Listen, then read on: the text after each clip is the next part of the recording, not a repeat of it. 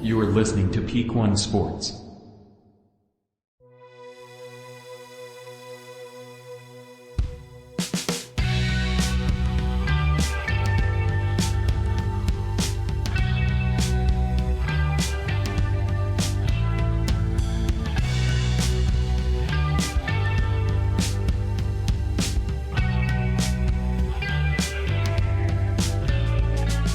Welcome to the Bungalow Sports Show.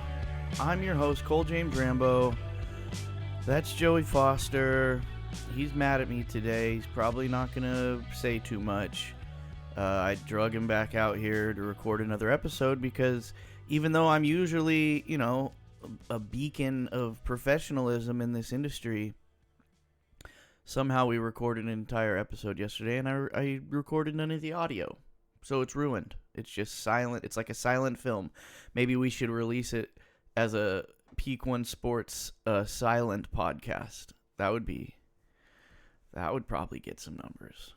But anyways, I screwed it up. I'm sorry. I'm sorry, Joey. Can you at least say hi to the listeners? Like, are you that mad you're not even gonna acknowledge the listeners or viewers? Come on, just a little hi, a little wait. No, okay. He's really mad at me. So he's probably just going to be silent this whole episode. But even though Joey will not be, contributing audibly to this episode, I am here to rehash what we went over yesterday on the show and try to scrap something together for this Monday evening episode of the Bungalow Sports Show, because that's what we do. If nothing else, we're consistent, okay? I may screw up.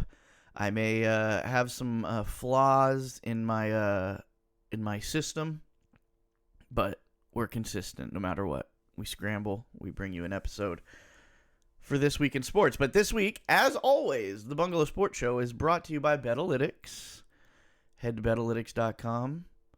Promo code PEAK1 when you sign up. Get 25% off your profile there. And don't be like me. Don't bet with your gut. Go on. If you're a bettor and you're a consistent bettor and you're somebody who, whether you don't know anything or whether you think you know it all, Betalytics can just add another tool to your betting toolbox. They've got all their statistics. They've got all their AI outcomes and different things. Predicted off of mathematics and algorithms and fancy smart stuff that I don't know anything about. See, all my bets come from my gut, and that's why I'm not a rich man. But if you go to Betalytics, you got a better chance than me to hit those big numbies. And it's all the main sports: your baseball, your football, your hockey, your basketball. If you're an MMA head like me and you bet on MMA, still got to go with your gut on that one. But for all your main sports, and just, we try to make educated guesses. We try to, just in life in general, you know what I mean? You don't just go out and make rash decisions, life-changing decisions on a whim. You do research, you think about it, you make lists, pros and cons, and da-da-da. You go through and you figure out the best way to make the smartest decision and the best decision for your life if you're making like a big life decision. So do the same thing with your bets. You're putting your hard-earned cash on the line. Make sure you got all the information. Make sure you are as educated as you can be on, the possible outcome of your bets. And do that with Betalytics.com. Promo code PEAK1. The numbers are doing great. They informed me. The suits informed me that the Betalytics numbers are good. They're better than expected. They're going up, so let's keep that going.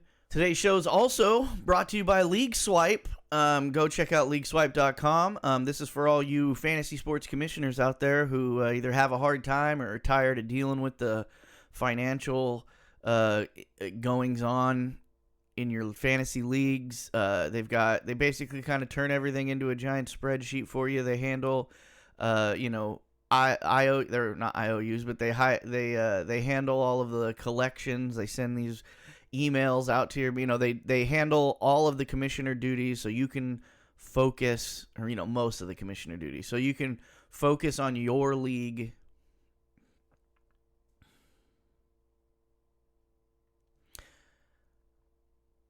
This show is also brought to you by LeagueSwipe.com. Head to LeagueSwipe.com. Check out the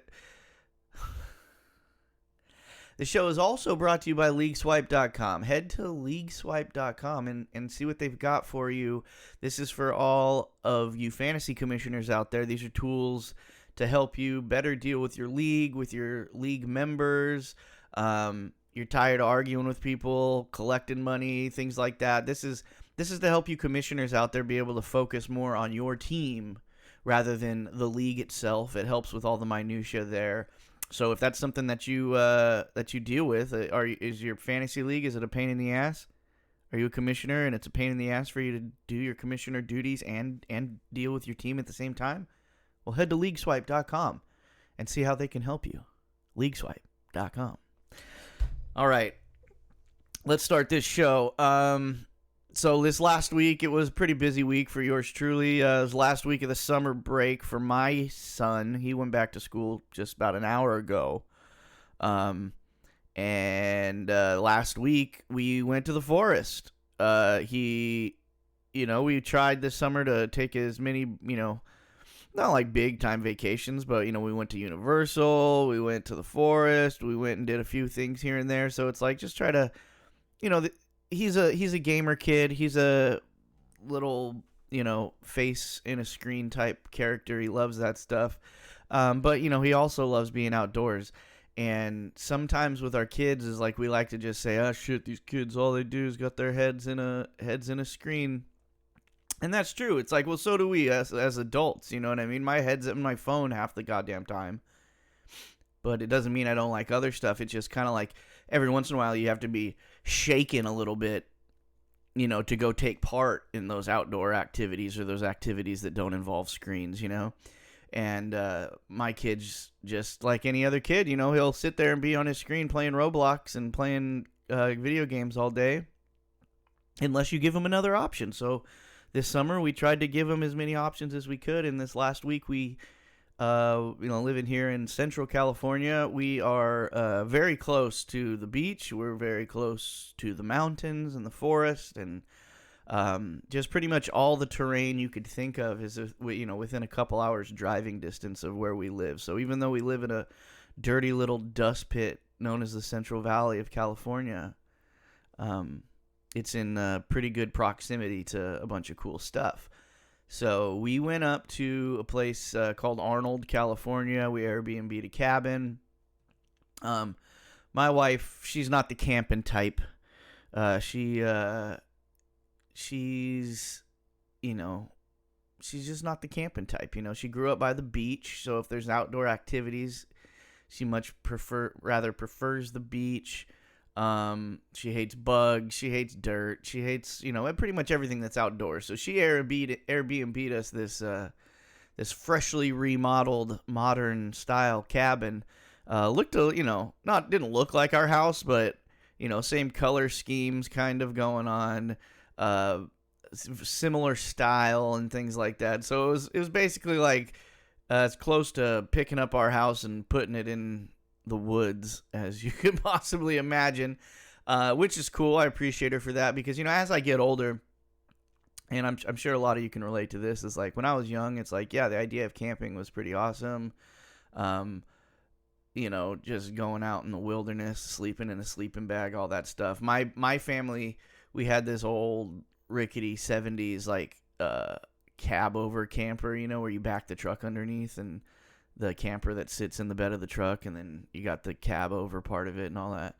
That's what we camped in. My dad used to call it the Titanic. Floats on a sea of gas. But that's what we so we would go camping, fairly frequently as a youngster. But now that I'm older, now that I make my own money, now that I get to decide what I spend my money on, I'm all about comfort, when it comes to vacation specifically, because I work construction, you know what I mean? Like, so 90% of the time, my job on a day-to-day basis requires requires me for me to be uncomfortable. Whether it's super hot outside, super cold outside, whether I'm carrying heavy shit, whether I'm smashing my hand with a hammer, whether I'm cutting myself on a piece of glass, whether I'm, breathing in sheetrock dust or tile dust or concrete dust or actual dust. Like, my job, I have to be uncomfortable most of the time. So when I am on a vacation, I want to be as comfortable as possible, in my living situation. So not a lot more comfortable than a nice hotel room where you don't have to worry about cleaning anything up.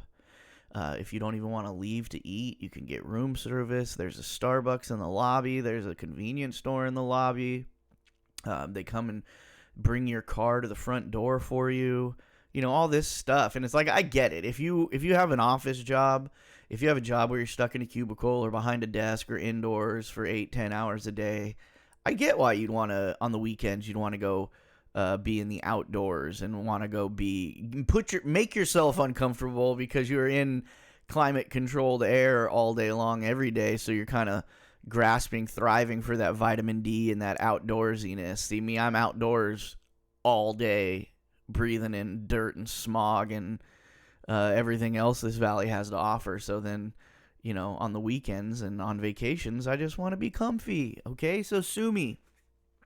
But anyways, so I appreciate my wife for those decisions, because if it was up to me, not that I don't want to spend the money, but I get these thoughts in my head of like, oh, hell yeah, let's go camping. Let's go get a damn tent. Let's go get the...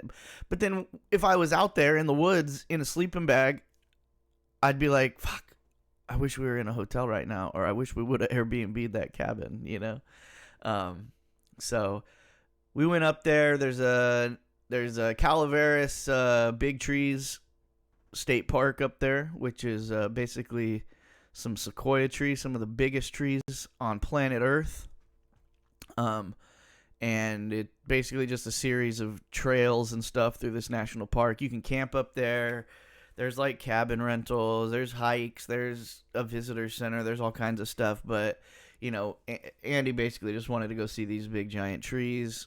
We accomplished that mission. If you've never been there, if you live in California, it's definitely worth the drive. If you're out of California, if you're going to be visiting Northern California and you're into the woods and outdoors and national parks and stuff, it's a good place to go. It's pretty jarring, you know what I mean? If you come from a place where you don't see... and the thing is when you get up to that part of California into those mountains, there's big trees. Just the regular sized trees are humongous, right? Your Doug firs, your redwoods, your other ones are they're big trees. But then once you see these giant sequoias, you're like, oh, you could take 10, 20 of these big giant trees that are just the regular trees. You could bundle them up like a bundle of pencils, and it still wouldn't be as big as this one giant sequoia. So it's like some Avatar shit, and it's almost like fake. When you get right up on it, you're just like, how is it so damn big? It's crazy. It really is. Like, if you've ever stood at the bottom of a skyscraper or a giant building, I've done it I've been in San Francisco a million times downtown, and you just, when you're down there and you're just shaded by the buildings and you look straight up. I've been in Chicago and just looked up at the Sears Tower, you know what I mean, from the very bottom right underneath of it.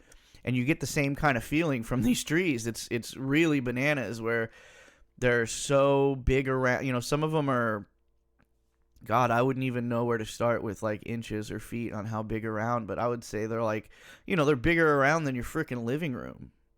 Like the circumference of this tree trunk, and you go and you stand there and you look straight up and you literally feel like, why isn't this tree have an elevator? It's pretty crazy. So, hold on, I just got a work text. Sorry, these are when we do podcasts on Monday morning, because we fuck up our podcast from Sunday morning. You have to deal with work tech sometimes. But yeah, trees were huge as always. I hadn't been up there since I was I was probably around Andy's age. So, when you're an adult, things aren't as impressive. When you're a kid, you remember it so much differently and so much bigger and all that kind of stuff. And then I think I kind of oversold it to Andy. I was kind of like, dude, this is going to be crazy. These trees are so big. And then you get there and it's like, yeah, the trees are big, but this is a kid who's been playing with an iPad since he could open his eyes. You know what I mean? He's seen some shit. So these big ass trees, although he was excited to be there, and weren't really blowing his hair back. So we went on another excursion right up in the same area to a place called Mercer Cavern. And Mercer Cavern is basically like a cave in the side of the mountain. They give tours, obviously. We went on a tour. It 16 stories into the earth. So we, 16 stories straight down into this cave, 16 stories back up. I asked for a rope to rappel, but they said I had to use the stairs. You didn't think that was funny, Joey? Whatever. Yeah, so this guy, Mercer, he was a gold prospector back in, 1840s or whatever, the whole gold rush, California gold rush. And, he was sitting under this tree taking a break. They showed us the tree. And he noticed that the grass next to him was kind of like going like in a wave. It was like the whole ground was kind of like, what the fuck? Like there was water under it or something. So he pulls the grass back, and there was no water under there, but there was a hole. There was an opening into this cavern that he could tell was fairly large underneath, and it was the air that was pushing out through the hole that was making the grass move. So, being the gold prospector that he was, he's like, there's got to be gold in there. So he made this hole a little bigger, and he went, squeezed down inside and found this gigantic cavern. And, this is 1840, so, they didn't have lights or flashlights or anything. He just had candlelight, or who knows, torch, whatever he brought down there with him. And he's like, you know what? There's got to be freaking gold in here. I'm going to be rich. So he went and he bought a claim for the area. So it's kind of like buying real estate or land. Back then and during the gold rush, we hadn't completely stolen all the land from the Native Americans yet. But really all you had to do was go to the closest, government building or the closest city, or who knows how it worked back then, when they were kind of just making all these mining towns. Who was in charge of giving out the land? But he went and bought a claim for this area, this who knows how many square feet, acres, whatever, for $1. And basically that means if gold is found in this area, it belongs to me. So he bought that claim, went back in, took a couple people with him, a geologist buddy, and they went inside, and his geologist buddy was like, hey, there's not going to be any gold in here. And he's like, what do you mean? He's like, this is all limestone. And I guess gold only grows in granite and something else. I can't remember, but it doesn't grow in limestone. And this whole cavern was all limestone. And from millions of years of water and air and all this stuff, there was just all these crazy growths on the wall, calcium buildup, calcified shit, minerals growing everywhere, just really crazy stuff. And so Mercer was like, well, I'm not going to get any gold, but this is insane how crazy and cool and old all this stuff is. So let's start giving tours. And 2 days later, he starts giving tours of this cavern for a pinch of gold. And they'd basically just strap some ropes around their waist and rappel down into this giant cavern with a freaking, candle holder and just look at the stuff inside for a pinch of gold, man. And over time, obviously, it grows, it develops into, certain passageways. Lighting, he was tried all these lighting systems. He drilled there was holes they showed us where he had originally drilled holes into the walls of the cavern to hold torches to light certain areas of interest, but the soot and the smoke from the torches was damaging the buildup and the minerals and the calcium on the walls. So he got rid of that. He couldn't afford lanterns. So they ended up, you literally on looked like a little mini cutting board. They would just have candles on these little boards with handles, and they'd have to hold them in their teeth when they rappelled down and they'd have to hold it up against the wall to like look at anything. Like they did a demonstration down there where they shut off all the lights and you're just in true dark.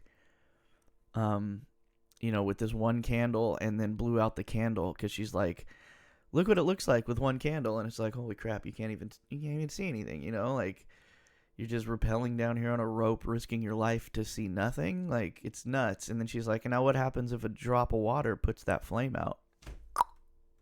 And she blows the candle out, and you're in like true dark. If you've never been in true dark, it's very jarring. And most people haven't like experienced true dark. There's always some kind of either natural light or light reflection through something, unless you've been in a cave or a deprivation chamber of some sort like that, where there's true dark, no natural light, no artificial light, like to the point where you can literally have your hand a fraction of an inch away from your face and not even realize your hand is there. And like most of the time, even in dark, your brain can make the connection that your hand's there. So like you'll see an outline, but in true dark, she's like, some of you might think you can see your hands right now, but you can't. It's just your brain telling you your hand is there and making you see an outline, but you can't. You can see nothing. It is very jarring. And then she turns lights back on. We go 16 stories back up. I mean, it's cool. It was awesome, I guess. Nothing's as cool when you're an adult. Like, unless you're just super into caves. And me, like, I've been to Disneyland so many times, and like amusement parks and shit, where they build all these cool rides and cool sets and shit. You go in this cave and you're just like, this looks fake, man. Anyways, all right. Well, that was my week last week. We went and did all that, and it was fun. It was nice to get the kid out of the house and get him into some real, go on a real nature trip, and have him see some natural shit rather than some digital shit. But that's it. And then we came back Friday, found out he's got a teacher for third grade, and none of his friends are in his class. So that was a bummer all weekend. He was all bummed out. You know that feeling when you find out who your teacher is, and then you're like calling or talking to all your buddies like, who'd you get? And they're all like, oh, we got Miss Gray. And then you're just like, oh, I got Miss R. Damn it. So I spent all weekend just being like, hey, don't worry about it, dude. Like, me and my best friend, we didn't have class like our whole lives. We didn't have class together, and then also just like, and when you're in class, you're like, you got to be doing schoolwork, and you don't want to be getting yelled at for talking to your buddies anyways. And you're going to see them at recess. You got 2 recesses and lunch and after school. Like, it doesn't even really matter that they're not in your class, but try telling that to an 8-year-old. Yeah, but so, I'm not paying attention a whole lot to sports this week. We had the UFC on Saturday night, UFC Fight Night, Sandahagen versus Font. That was, other than a couple fights, that was a real letdown of a card, just fight style-wise and betting-wise. We had Nate Diaz versus Jake Paul on Saturday night. We had a few trades in the NHL. We had, some stuff going on we'll go over, but first, let's get this out of the way. Let's hit on the old Women's World Cup team. U.S. Women's National Team makes a shocking exit from the World Cup, losing on penalty kicks to Sweden. Me and Joe, we haven't been covering this too much because it's hard. They almost make it impossible for you to watch it. These games are on, at like, I don't know, like 3 o'clock in the morning or some shit like that. And I get it. It's in Australia, New Zealand or whatever, but it's like, can't you do like a replay during the day? Like with the Olympics, like a lot of times those events will happen in the middle of the night. And yeah, if you want to get up and watch them, you can, but they'll have a replay in prime time or whatever of the big matches or the big games or the big events. And they didn't really do that with the Women's World Cup. And it's kind of disheartening because everybody's got these big expectations because the women are the more successful of the two genders when it comes to soccer or, international soccer for the United States. And then people get all surprised and shocked when they make an exit, too early. And it's just like, well, you mean you're surprised that this sport we don't give a shit about until 1 month every 4 years? It's the only time we literally talk about soccer, whether it's the men or women's World Cup. Like, nobody gives a shit in America. And then now it's that time of year, or it's that time, they're in the World Cup and they lose. Oh, they suck. It was like, well, maybe we should give a shit more, And that kind of just goes to show you, it's like any sport that it depends, the people of that country, whatever the people, the regulars, like you and me, citizens of the country, whatever they're really into, it's what you're going to be best at as a country, because those are the people that are going to end up playing it, the kids of those people, you know what I mean? Like, and getting better at it. And they've been trying, people have been trying to push soccer in America for, since I was a kid, but it's just like, it never catches on. I don't know what it is, if it's not aggressive enough. You know what I mean? People hate the diving in the men's side of it, not as much diving in the women's side, but then America has and just the world in general has like an issue with female sports. So there's just like a whole section of society who's not going to watch something because it's female sports. And then on top of that, with soccer, there's a lot of American people who just don't like soccer because, it's just, that's not what we do here. Our football is the real football or whatever. I don't know what it is, why soccer has never caught on to the point where we can generate some of the best soccer players in the world, but we got the best baseball players, basketball players, football players, and that's because those are our main sports. Like, we can't even boast the best hockey players because that's not our sport. That's Canada. That's Russia. That's Scandinavia. That's their sport. You know what I mean? And then the rest of the world loves soccer, and other places, Central South American countries are into baseball as well, and they're producing. But it's like, it's also, soccer is still number one in those countries. You know what I mean? And it's just, we're never going to be the best at soccer. We just won't. Not until, it is taken. I mean, I don't know. It's just like, it's not on prime time in America because you can't get eyes on it, right? So as a child and you're thinking about being a professional athlete, it's either, well, those are the most famous women professional athletes, so I'm a girl, I'm going to be a soccer player. You know what I mean? And if you're a boy, it's like, I love soccer, so I can either attempt to be like one of the best on planet Earth and be able to go play out of this country to make money, or I can play here and make a decent living, or I can go play another sport if I'm a super athlete and I can choose between. It's just, when you're a kid, choosing sports is usually based on what you see on TV.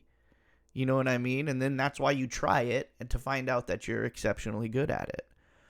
And nobody's seeing soccer on TV here. Like, even at the most important time in the World Cup, they're playing the games, at 2 o'clock in the morning or whatever. So, hey, good on you, U.S. women's team. Unfortunate, disappointing exit from the tournament, but I guess that's what you get for disrespecting the anthem. No, I'm just kidding. But I'm sure that there's some people out there saying that right now. All right, on to some baseball stuff. My boy Joey. Nothing? All right. Well, he's a big fan of the Savannah Bananas, and they've been on a nationwide tour, going around to different cities and bringing their flavor of baseball around this wonderful country of ours. And they hit Sacramento, local here, this last week, with special guest Hunter Pence, former San Francisco Giants great. Seems like all around good guy, good sport, good, just good sense of humor. And he went out there, he rocked it. He had a couple cool TikToks floating around out there with him involved, some shit going viral. Here's one right here.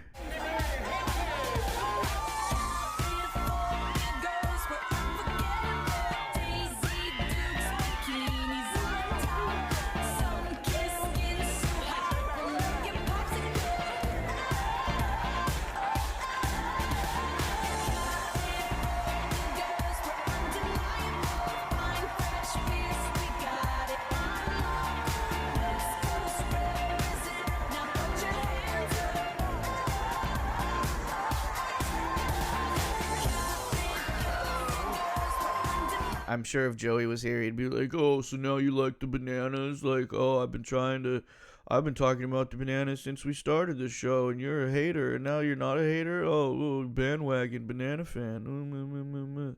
Shut up, Joey. That's what I think. What, no response? You got no response for me? I didn't think so. It's because I'm the boss of this show. Me. I'm the boss. Yet another attempt for baseball to become a cooler sport. We got another baseball fight, possibly one of the best ever. And I say this because there's been a lot of decent baseball fight videos out there over the years. But this one had your rare baseball fight KO. Let's watch it here. Oscar's throw is not in time. He just missed him at second base. This is another rocket of a throw, and now... Oh, boy. Now oh, my goodness. Here come the benches. Off we go. It started with Anderson and Ramirez. Swings being taken. Kopech had to hold him back, and everybody's spilling out here in Cleveland. I mean, like I said, you rarely see someone get flat out KO'd in a baseball fight or any kind of, usually in baseball you get the bench clearing brawls and it's just like a Tasmanian devil dust up. Everybody's just jumbling it up and throwing punches and stuff like that. But, these dudes squared up for a second and the White Sox guy, like, he looked like he was ready. He squared up like he's a trained fighter, and then he just got he just got sat down on his butt. Lights went out for a second. You saw it. You saw the lights go out. I'm sure he's probably trying to say he didn't get knocked out, but he got knocked out, dude. If that was in the UFC, the ref Herb Dean would have jumped in and stopped that thing. But sorry, baseball. You're still not as cool as some other sports. Just kidding. Am I though? Hockey stuff. Hockey stuff. What do we got here? We got Amanda Kessel, wife of Phil Kessel, favorite of the Bungalow Sports Show, eating hot dogs out of that cup 3 times, baby, rubbing it in the Toronto Maple Leafs face. Well, his wife, Amanda Kessel, hired to the front office of the Pittsburgh Penguins. So that's pretty cool. We like to highlight any time women are getting involved in the sports world at high levels. And as we know, Phil Kessel spent a lot of time in Pittsburgh, won a cup with them. And, and his wife is in the front office there now. And that's important because just yesterday, the Pittsburgh Penguins finalized a trade with my beloved San Jose Sharks for the best defenseman in the National Hockey League, Erik Karlsson. And in true Sharks fashion, we get rid of one of the best players in the league, and we take on a couple bad contracts and get a sweet draft pick. And we didn't. It was a 3-team trade between. I mean, I'll put it. Here's the graphic right here, but 3-team trade, and some. We're the one with the guy who this trade is being made for. Like, this trade is being put together because of Erik Karlsson, and somehow San Jose ends up on the shit end of this entire trade. And that's just classic San Jose. Mike Greer, what are we doing, homie? I mean, you'd think we'd get something of note for Erik Karlsson. Something of note for Erik Karlsson, which, other than just moving that money, we didn't get. We got 2 bad contracts, so... Thank you, Amanda Kessel. Thanks for pulling the wool over Mike Greer's eyes and getting Erik Karlsson for a song. You got him for a song. You got him. All right. Moving on. We got football coming up. Football is on the horizon. And we are starting the Peak One Champions League, Fantasy Football League. We got all the hosts and co-hosts and contributors to Peak One involved. That should be fun. We're not going to be competing for money. We're going to be competing for the King of the Network award, which will crown someone the king of the Peak One Sports Network for a year. I mean, that puts you above me. That puts you above the Suits. You're the king of the network. What will you do with that kind of power? Will you be a tyrant? You know what I mean? Will you be a king of the people? We shall find out in a few months' time. But we'll talk about that more, as it starts. Probably going to use League Swipe. I'm the commish of the Peak One's Champions League. I'm the commish, so I might need to use League Swipe to keep these guys in line. But yeah, we're gonna have that. That's gonna be a lot of fun. We'll have updates on who's playing who and show versus show. It may start some heated rivalries amongst the shows on this network. You never know. You never know what's gonna happen. It's a long football season, and in our minds, an even longer fantasy season, even though it's technically shorter. But this week, I know I'm a little behind the 8 ball, but I just finished watching The Quarterbacks, Netflix series documenting 3 NFL quarterbacks: Marcus Mariota, Kirk Cousins, Patrick Mahomes. 3 guys in 3 extremely different positions in their careers and in their lives. So it's very interesting. I'm a sucker for any of those behind the scenes type of stuff when it comes to sports, because I think a lot of us get jaded when we just watch the competition and read the gossip sports news on our ESPN apps.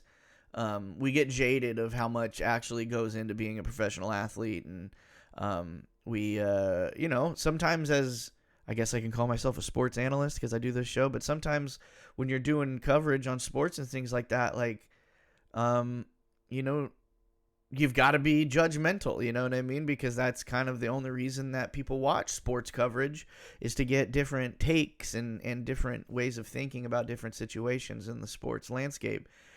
So we tend to get jaded and just look at these players as numbers and statistics and records, and when you get mired in that, sometimes you forget how much work these guys put into this and how much of their lives is devoted to this. We all talk about, it's just they got a job, I got a job, everybody's got a job, and it's just like, yeah, but unless you've got a job that takes up 90% of your brain power for half the year or 3/4 of the year or whatever sport you're playing, how long the season is, your job doesn't do that. You get to take time off weekly and forget that you have a job. These guys don't get to take time off during their season, because either you play a sport like baseball, basketball, or football where you're playing every other day, or baseball, basketball, or hockey where you're playing every other day for 82 games or 100 and whatever games. Or it's football where, yeah, you may only have 1 game a week, but there is more preparation crammed into that week for a quarterback specifically than maybe in any other position in any other professional sport on planet Earth. And it just goes into the minutia to see how much time outside of the practice field these quarterbacks have to put in. Because, yeah, you got to remember the playbook, but then you got to remember your job, but you got to remember this. You got to remember, as any other position, you just have to remember what he's calling out and what that means your job is on this play. He has to remember your job, everybody else's job, and then 3 different options of where to look once the ball is hiked to him, depending on what coverage the defense is showing. And those are all educated guesses, because you don't actually know what's going to happen until you hike the ball. So the times you don't see them on the practice field or on the game field, it's like they're literally sitting there and their wives are reading them plays and it's not just what you see on television. That is the smallest amount. The actual finished product on the field or on the court or on the whatever, that's the smallest amount of the entire job of being a professional athlete. And the quarterback is definitely, I think, the most involved, the hardest, mentally, cerebrally, but then also hard on your body. I mean, people talk about like Tom Brady not being a great athlete, but being the best quarterback. And it's like, yeah, you don't have to be a great athlete to be a quarterback, but you definitely have to be able to take some of the hardest hits any human on earth has taken from another human, because everybody on the other side of that ball is trying to drill you into the floor, trying to hurt you. You know what I mean? And having to play through, you're another thing when you're like, oh, well, you have a job, it's your job. It's like, yeah, why don't you go to work as a plumber? Well, the homeowner will fucking spear you into the bathtub, and then you have to get up and climb under their sink and change their pee trap. You know what I'm saying? Like, it's just a different perspective. So I always suggest people watch all the behind the scenes type stuff if you're a fan of a sport. And this one is great because it's, like I said, it's 3 guys at 3 different points of their career. And it's definitely, not that I was a non-Kirk Cousins fan, but it's made me much more of a Kirk Cousins fan. It's made me much more of a fan of all of them, to be honest. And that's because you get to see, like, oh yeah, they're not just like superstar athlete, this is how they handle things. No, they handle things kind of probably the same way you and I would if we were thrust into being a superstar of a franchise. You know what I mean? And it's like, it's pretty cool to see how these guys kind of break down their job and break down their lives and the game itself, and be able to put that much work into trying to be successful. And then in some cases it works flawlessly. In some cases it's a disaster. And when it's a disaster, a lot of times it's not even their fault. You know what I mean? Like, it's a team sport, so it's everybody's fault, I guess. But, you know, as a quarterback, somebody can drop a pass that was you threw perfectly. You know, somebody can miss a block and you can get sacked and your ribs can be broken. Like, there's just a lot to it. So with football season about to kick off, if you're trying to get amped up, go watch the quarterbacks, go watch Hard Knocks, go watch all that stuff. Starting next week, Joey and I will be breaking down for the next 3 episodes. We'll be doing 2 divisions an episode.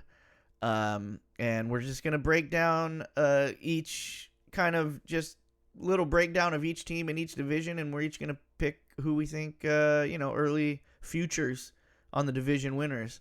And we'll see how that goes, but I feel like that's a good way to kind of build into this season. I don't want to get caught up in a lot of the roster stuff right yet because everything's going to shake out during preseason. The fantasy drafts are going to happen once it gets closer to opening game. But for those of you who are just dipping your toes back into football right now, we're going to go over just a little mini breakdown of the divisions and the teams and who's got who and expectations and stuff like that. So we'll start that next week, probably with AFC and NFC South, and then work our way around the country. What else do I want to talk about? What else? We don't have any quickies, obviously, because Joey's being silent. If I remember correctly, he had a few good quickies, and I think main topic was the Jake Paul Nate Diaz fight. Well, let's talk about that right now. Jake Paul won by a decision. It was pretty much a clear-cut decision. I think Nate might have won the last 3 rounds just out of sheer output. But it was, for anybody who was unfamiliar with a Nate Diaz or Nick Diaz fight, it was pretty run-of-the-mill, kind of the same shit they always do. If they lose by decision, and they kind of maybe look like the better fighter towards the end, or just at least the one with the more energy. They wait people out, and then they try to overwhelm them. A lot of times they run out of time. And Nate Diaz was making a lot of money for this. It was kind of a no-lose situation for him because he's got his crazy fan base. He could have been knocked out cold that night, and he wouldn't have lost a single fan. That's just how they roll, and that's how we roll in the 209. But also, they always stick with their, a lot of the things that was getting people frustrated leading up to that fight, boxing journalists, things like that, is Nate's attitude of, like, when they say, what do you think's going to happen on the night of the boxing match? And he's like, it don't matter what happens in the boxing match because we know in a real fight he could never beat me. Because they just always have that in their back pocket of, like, if this was no time limit in a parking lot, there's few men on earth that could beat one of the Diaz brothers in a parking lot with no time limit, because if you give them unlimited time to let you just punch yourself so tired, and then they'll just choke you out. And Nate Diaz, at the end of the fight, I want to say it was like in the 9th round or something like that, Jake kind of ducked down and went around his waist, and Nate put him in a little guillotine real quick. And it just goes to show you that it's just like, yeah, you might be beating me on these boxing cards, motherfucker, but if I cinch that arm around your throat, it's over. I don't know what that was. Was that an Nate Diaz impression, or was that just a random Stockton guy? I don't know, but just boring. It wasn't what, I mean, I don't want to say it wasn't what we expected, because if you go back and you watch a Nate Diaz fight, it's kind of just, if he doesn't have the opportunity to submit you, it's just going to be rock'em sock'em robots. And usually he's going to be on the losing end because he's just going to run out of time. And you've landed more punches or landed harder punches, which is kind of the case. Is like they do these pitter-patter punches that just kind of weaken you and tire you out. And then at the end, they usually are able to get you down and choke you out. And this is a boxing match, so that wasn't going to happen. Jake Paul, obviously, I mean, let's stop saying he's not a semi-skilled boxer. He's a semi-skilled boxer. But now they're saying they're going to do a rematch in MMA in the PFL for $10 million, which is the easiest $10 million Nate will make, because you're going to see that guillotine. You're going to see it in the first round. And he'll make $10 million for a couple minutes worth of work with a first round submission of Jake Paul if it's in MMA.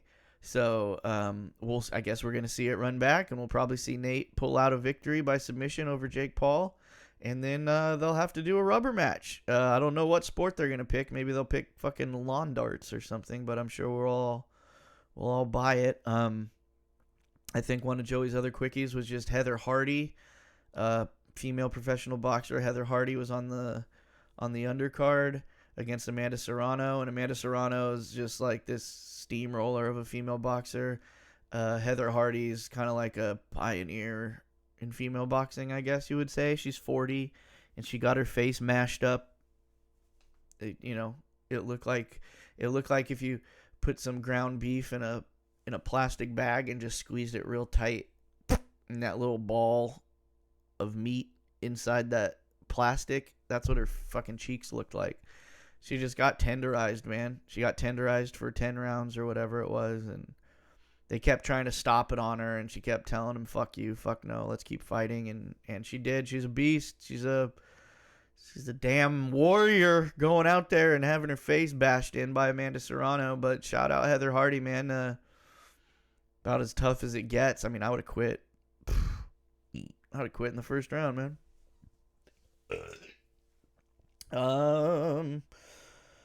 What else do we got here? Oh yeah.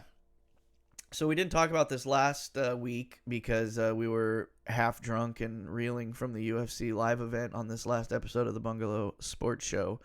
But Skip Bayless has been out there looking for a new co-host because, a few weeks back or a month back or a few months, I don't even know how long it's been, Shannon Sharp quit on him, finally got tired of dealing with Skip Bayless, which can't really blame him. I got nothing against the guy, but it's about as annoying as it gets when it comes to like sports. He's just a clickbait guy. That's how he makes his money. Whatever. I'm not into it, but just saying all the craziest takes and just saying outrageous stuff just to get fucking numbers. Doesn't like to be challenged on his takes and argued with. So it was speculation about who he was going to pick for a co-host. Well, he has settled on a co-host, and that name is Lil Wayne. Lil Wayne, Skip Bayless, the matchup, the team up we've been waiting for. I don't know what the fuck this is. It's just a grasp to get a separate segment of the audience watching you. If it's a grasp to make you more relevant to black people. I don't know, Skip. Like, what is this? Lil Wayne, he's kind of like a Drake type character. He's always at like the big events and he's always watching sports and shit like that. But I don't want to hear Drake talk about sports either. And I don't want to hear Lil Wayne talk about sports. I don't want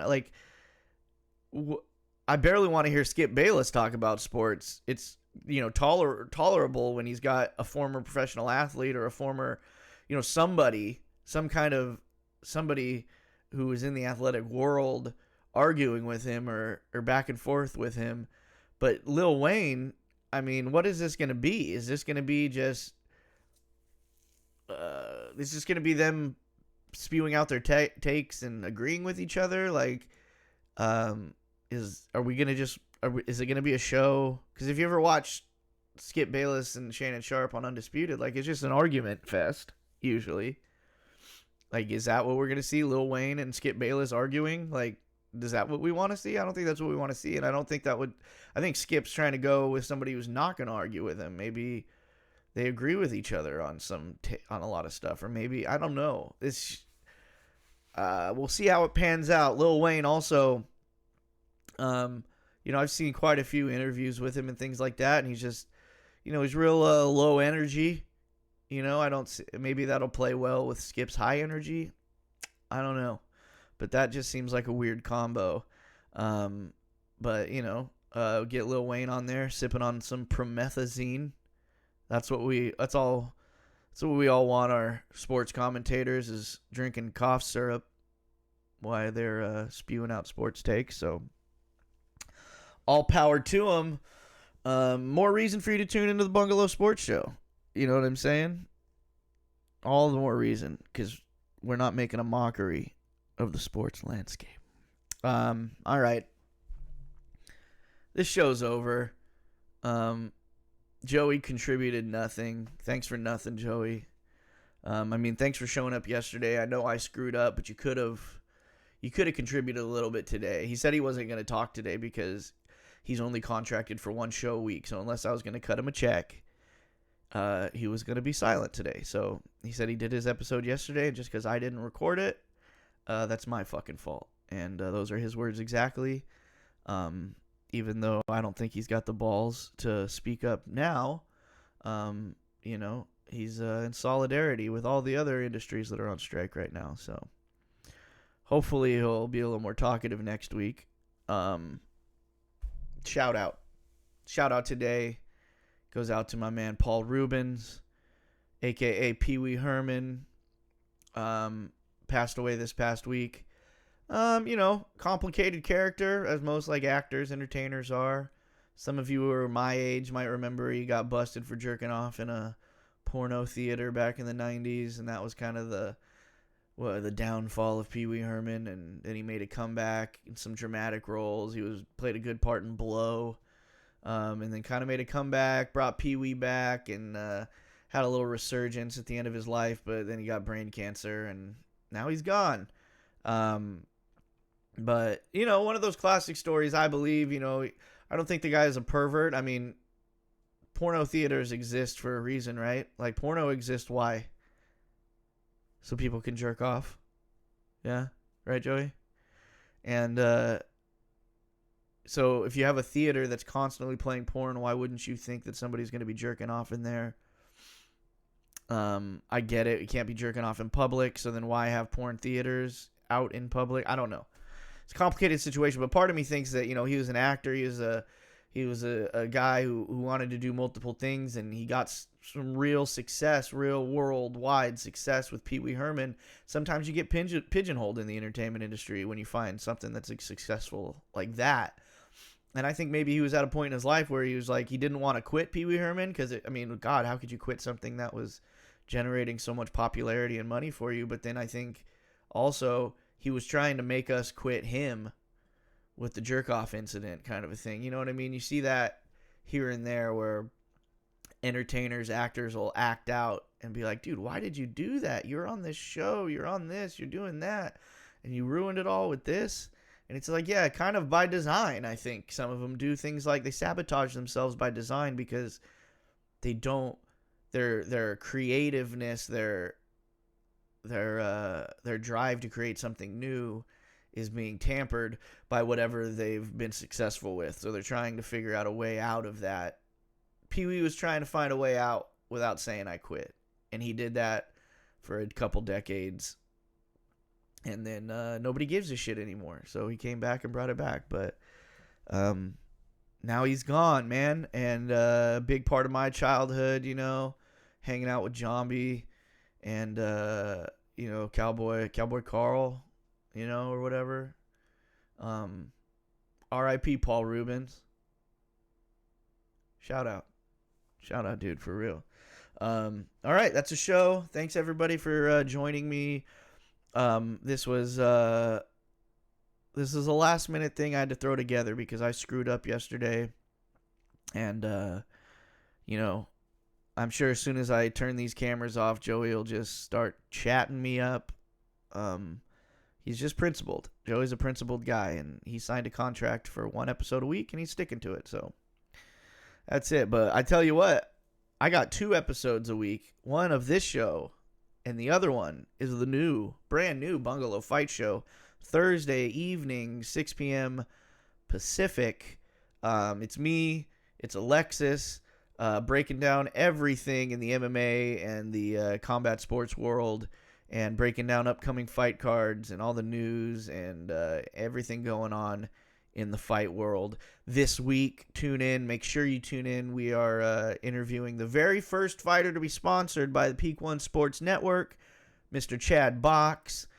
He's a combat sports athlete, man. He is an MMA fighter. He's fighting a boxing match coming up here in September, then an MMA match shortly after that, and I believe he's on his farewell tour. You know what I mean? He's calling it a career, and Peak One Sports is sponsoring him on that journey, and we're gonna have him on Bungalow Fight Night.